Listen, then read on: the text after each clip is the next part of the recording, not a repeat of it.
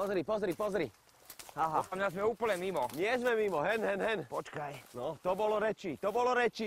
Čo cez repku, čo skrátka cez repku. Pozri, aký krásny ranč. Pozri sa.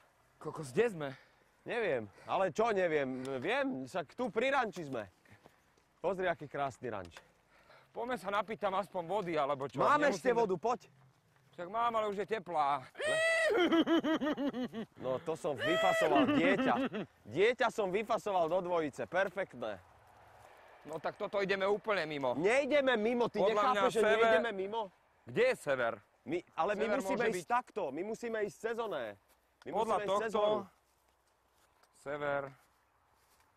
Ty sa Ideme neorientuj, určite ty zle. nechápeš, ty sa neorientuj, že kde je sever.